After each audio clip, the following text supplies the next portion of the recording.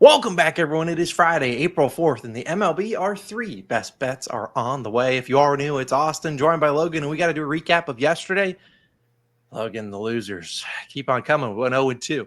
We're quietly on a 2-8 run. It has not been a good last 3 days, really last week to start the MLB season. It's a long season. Logan and I aren't going to get too down on ourselves. Rockies and Phillies had 6 million guys on base. Didn't get any timely hits there. Corbin Carroll, I swear, if I ever take a base prop, take their over in HRRs because that's free bases. I can't pick the right one for a guy, but he goes 1 for 5. So he had plenty of chances, could not get the job done. But hey, we're going to bounce back. It's a long season. I know last year wasn't the greatest year for us. We're going to bounce back today, and it's going to go 3-0. And then we're going to see you guys back tomorrow with the brooms out and celebrating a winning day. And I'll actually switch up the tide, and I'll go first today with one of my favorite picks of the day. And here we go. Let's just dive right into it. I'm going to the Yankees and Pirates. I'm taking the first 5 under 4.5, which is currently minus 125 on Bet365.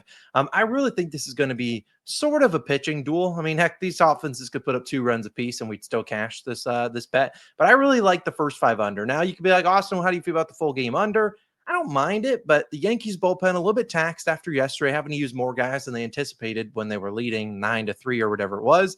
And then on the flip side, the Pirates bullpen, not one I really trust a whole lot. I feel like they come in and they give up runs, and I'd rather not do that. We know the Yankees offense has a ton of firepower, but in terms of this game, this will be the first road game for the Yankees, the first home game for the Pirates. And so you're seeing different batters' eyes. I could see the Yankees maybe struggling a little bit here, a first road game. They'll get something going, but I really like the pitching matchup today, and we'll begin with Mitch Keller. Mitch Keller's actually been really good at home over the past few seasons. Mitch Keller in 2023 had a 2.9 ERA, 216 batting average allowed, only gave up 9 homers in 90 innings pitched. We know how the Yankees offense goes. It goes with the home run ball, and there's not favorable hitting conditions in PNC Park today. I really think we're going to see Mitch Keller go out there and pitch a decent game. Now, some of the Yankees do have good splits against him, but a lot of those guys are guys like Paul Goldschmidt, Cody Bellinger has pretty decent splits. Those guys have been all right to start the season. A bulk of the scoring has been coming from Judge, obviously, but guys like Volpe's been really good.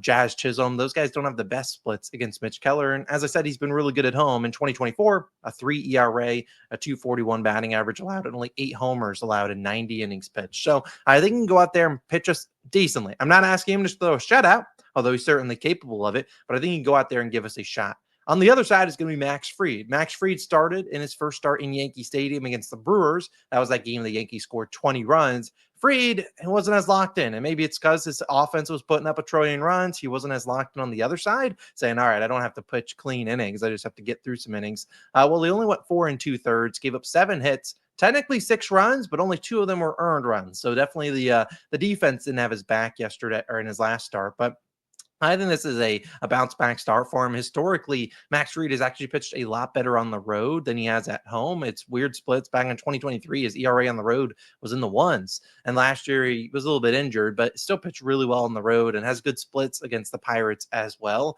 when he's pitched in PNC Park. And we've seen this is a Pirates team that this will be the first home game, and they actually haven't faced the lefty starter this season. So we don't really know how they are against lefties because they haven't faced one, but they have seen some lefties out of the bullpen. In fact, they only have 15 plate appearances versus lefties. They only have 1 hit. They're batting a .077, which would be the worst in the majors. Now, very small sample size. We'll see what this offense looks like. But in 2024, they had a 93 WRC plus first left-handed pitching, which was 21st. So again, still a bottom 10 offense. I'm not too confident in either of these two offenses getting it going. I love Mitch Keller. I think this is a great spot to back him at home. I think Max Fried pitches well on the road. And I really think this is a spot we see a lower scoring game through 5. Maybe the runs start to pick up towards the end of the game. We've seen the Yankees do that before.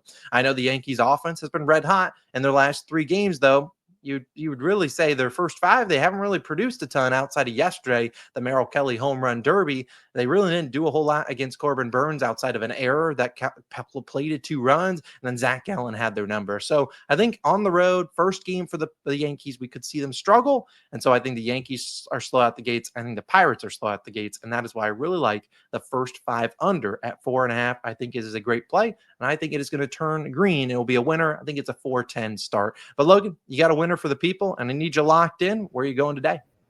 Yeah, the last few days have been a nightmare for us. So we're gonna change up the vibes today. I do really like this pick.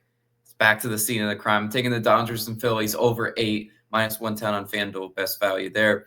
Now, yesterday, very painful day to be watching Phillies baseball. Yes, they won. Logan, they won. They even covered the run line. That's not what I was rooting for in that game. Damn it. There was just a poverty display of offense from both sides in that game. Phillies were just 2 for 11 with runners in scoring position, 10 left on base.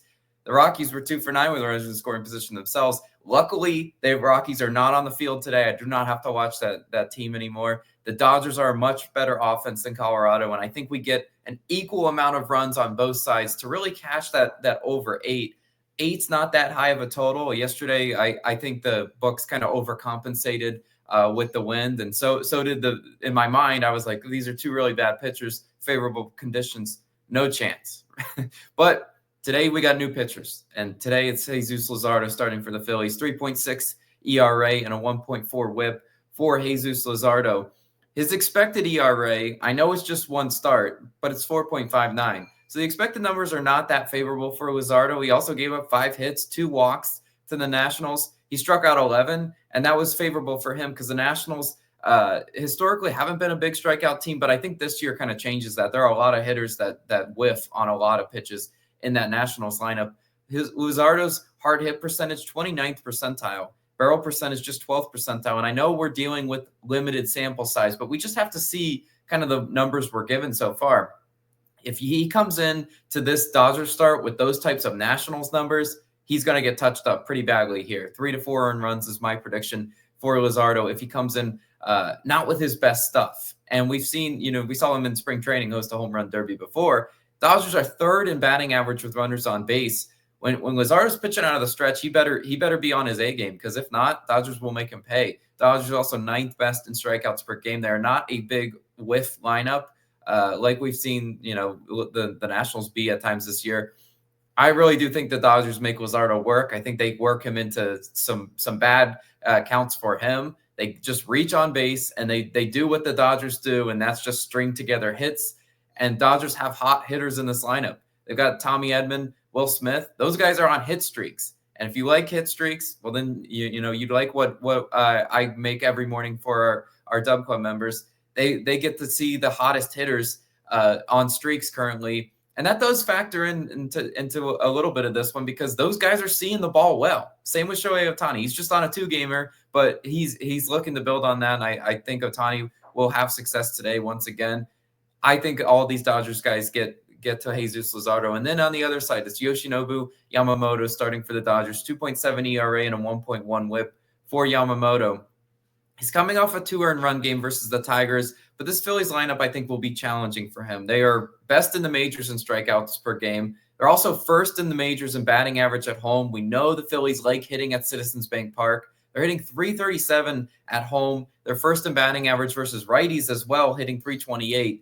So some great numbers. Yesterday, they had a ton of hits. They had a ton of guys on base. They just didn't really do anything with it. And I can't help but think in my mind, well, it was kind of, they were looking across the diamond at the opponent they were playing, and it was the Rockies. And they just knew they were going to somehow win that game because, the Rockies bullpen just comes in and they sell like they do every other game. But now playing elevated competition versus the Dodgers, this Phillies lineup is just going to have to be, thinking a little bit different, especially seeing a guy like Yamamoto that's a strikeout specialist. Well, the Phillies are pretty decent in not striking out per game.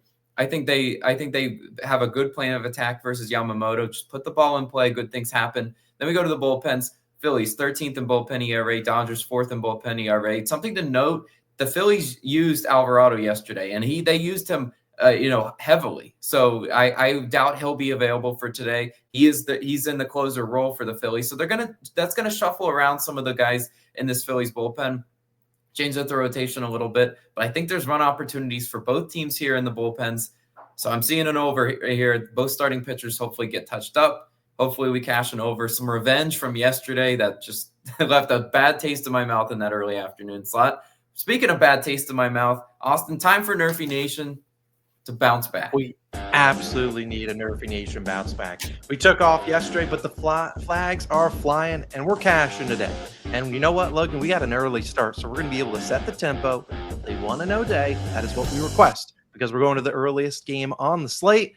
If you looked at the slate, you know where it is. We're going to the White Sox and Tigers, nowhere on first inning. And I think it's a terrific one to back here. Look, White Sox, we'll trust them. If they can score, whatever, we'll live with it. This will be our, Logan and I talked about it pre-show, line in the sand game. This will be our final Tigers nerfy for a hot minute.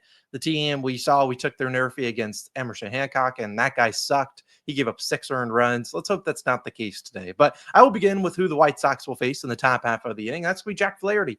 He's 1-0 on nerfies this season. Looking good. 14-4 last season. He's pitched in Detroit before, so we know he can go out there and do his job. And this is the first road game for the White Sox. The White Sox offense, not the most consistent. It's also a total at 7 in this game. Weather should be favorable for us and cashing the under. Here, I'll live with the White Sox putting a run on my dome. So I think Jack Flaherty gets us those first 3 ounces dialed on in. And then Logan, we desperately need someone to take us home in the bottom half. Who's it going to be? Yeah, it's going to be Jonathan Cannon starting for the White Sox. Cannon 1-0 on nerfies this season, so he's starting the year off on the right foot. Last year, he was 17-4. He did have his struggles on the road, just 7-4 on the road. But I think when you're facing this Tigers lineup, there's just some key guys to get out. Riley Green is one of the most key outs for Cannon to get. He's got good splits, or Cannon has good splits against Riley Green. Riley Green 0 for 5 against Cannon. So that's like a big out in my mind. You got to get guys at the top of the order out like Kerry Carpenter. And you already mentioned, we took it to Detroit Tigers nerfy. They're second in first inning runs.